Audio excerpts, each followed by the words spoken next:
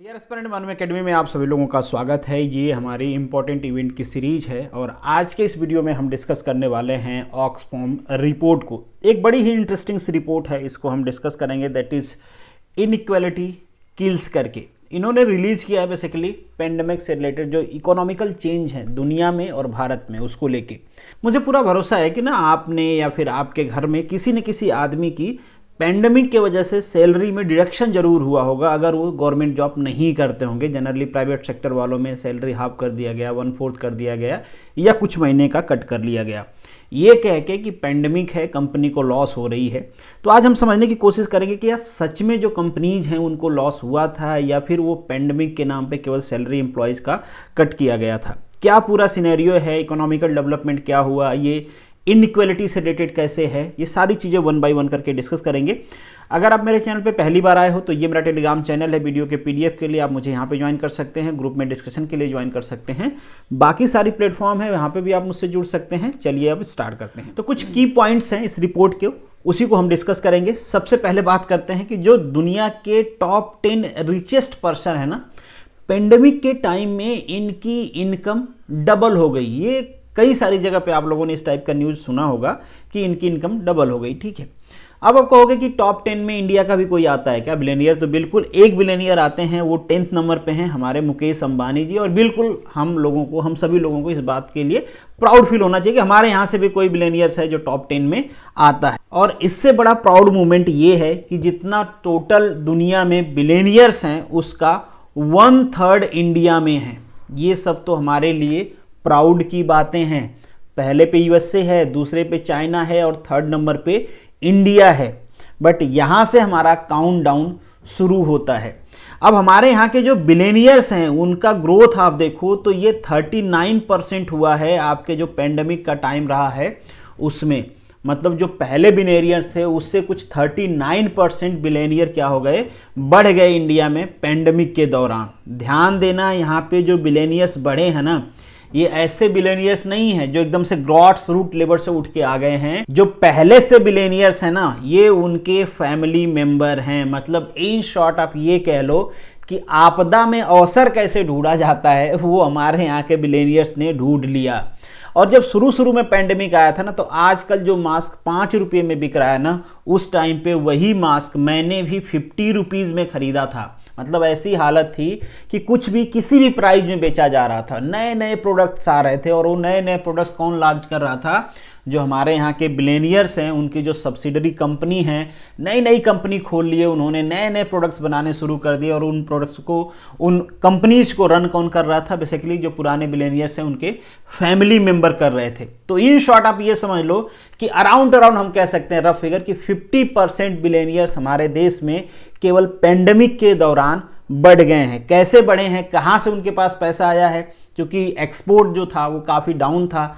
मतलब हमारा जो डोमेस्टिक कंजम्पशन है ना, उसी कंजम्पशन से इन लोगों ने पैसे कमाए हैं। और अगर इनके प्रॉफिट की बात करें हम, तो हमारे यहाँ की जो बिलियनियर्स हैं उनके इनकम की बात करें तो पेंडेमिक से पहले की जो इनकम है वो थी 23.14 लाख करोड़ रुपीस, जो कि पेंडेमिक के दौरान बढ़ के हो गई 53.16 लाख करोड़ रुपीस।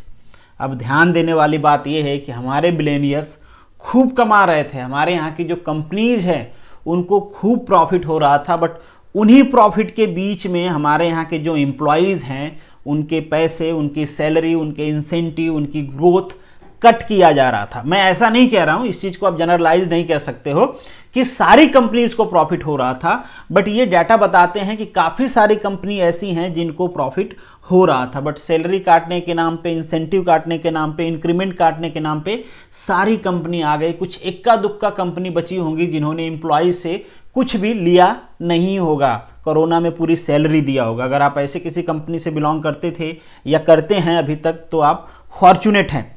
अब आपको लग रहा होगा कि ठीक है, इतने बिलियनियर्स बढ़ रहे थे तो गरीबी का भी कुछ हुआ क्या? बिल्कुल गरीबी का हुआ। इसी को हम इनइक्वालिटी कहते हैं कि हमारे यहाँ पे बिलियनियर्स तो बढ़ रहे थे, बट सेम टाइम हमारे यहाँ पे 4.6 करोड़ इंडियन ऐसे हैं जो एक्सट्रीम पॉवर्टी में चले गए। अगर हम यूएन का डाटा देखें तो जो दुनिया भर में गरीब हैं उसके आधे गरीब अब इंडिया में हो गए थे।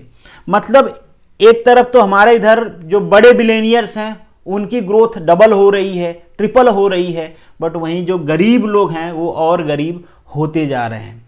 अब आप कहोगे कि ठीक है यार, इतनी इनइक्वलिटी आ रही थी तो क्या हमारी सरकार हाथ पे हाथ रखे बैठी थी? क्या सरकार कुछ नहीं कर रही थी? तो बिल्कुल जवाब होगा कि सरकार भी कर रही थी। सरकार ने क्या किया कि जो कॉरपोरेट टैक्स है उसको 30% से कट करके 22% कर दिया। जिनको ये नहीं पता कि कॉरपोरेट टैक्स क्या होता है, तो जो इंडस्ट्री होती है ना, उनके ऊपर ये कॉरपोरेट टैक्स लगाया जाता है, आपके ऊपर नहीं लगाया जाता। जो बिजनेस करते हैं उनके ऊपर लगाया जाता है।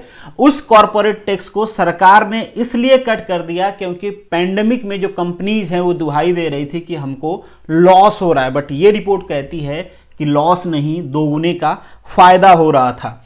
अब सरकार ने जब कॉरपोरेट टैक्स कम कर दिया तो सरकार को नुकसान हुआ 1.5 लाख करोड़ रुपीज का। अब आप कहोगे इतना नुकसान हो गया, तो सरकार ने इसको कंपनसेट कैसे किया? अब ये नुकसान आप देखोगे फिजिकल डेफिसिट में दिखेगा, मतलब सरकार का जो एक्सपेंडिचर है और सरकार का जो अर्निंग है, दोनों के बीच का जो गैप होता है उसको हम क्या कहते हैं? Physical deficit. तो ये डेफिनेटली ये नुकसान हुआ है यहां से कॉरपोरेट टैक्स कट करने के बाद। तो सरकार ने इसको कैसे कंपनसेट किया? तो ये कंपनसेशन भी आया आम आदमी के ऊपर, या फिर जो डेवलपमेंट के काम थे उसको रोके गए। बट अभी की अगर हम बात करें तो हेल्थ केयर की जो बजट है ना, उसको डाउन कर दिया गया बाय द 10%। जितना एलोकेशन होता था हेल्थ को उससे 10% कम कर दिया गया। पैंडेमिक होते हुए भी, मतलब पैंडेमिक में बढ़ना चाहिए बट सरकार के पास पैसे नहीं थे, इसे सरकार ने कट कर दिए। दूसरी चीज की जो हमारा एजुकेशन का एलोकेशन था उसको भी 6% से डाउन कर दिया गया। सरकार ने कहा भाई तुमको स्कूल जाना नहीं है, बच्चों को टीचर को पढ़ाना नहीं है, काहे का एजुकेशन डेवलपमेंट में फंड डालोगे, कट कर दो। तो सरकार ने उसको भी कट कर दिया। इसके बाद जो सोशल सिक्योरिटी स्कीम्स थी, जैसे एग्जांपल के लिए मनरेगा है, ऐसे स्कीम्स में पैसे जाते हैं जहां पे आपसे काम करवा के कुछ पैसे दिए जाते हैं ताकि आपकी रोजी रोटी चलती रहे। सरकार ने वहां का भी बजट एलोकेशन कट कर दिया। ध्यान रखिए ये सब कट किया जा रहा था, किसको कंपनसेट करने के लिए? हमारे फिजिकल डेफिसिट को कंपनसेट करने के लिए। क्यों किया जा रहा था? ये कह के किया जा रहा था कि कॉर्पोरेट को लॉस हो रहा है तो कॉर्पोरेट टैक्स घटाना पड़ेगा। अब ये तो रहा सरकार का क्रिटिसिज्म वाला पक्ष, बट ऐसा नहीं है कि सरकार एकदम स्ट्रेट फॉरवर्ड ऐसे ही करती गई। सरकार ने कुछ स्टेप्स भी लिए।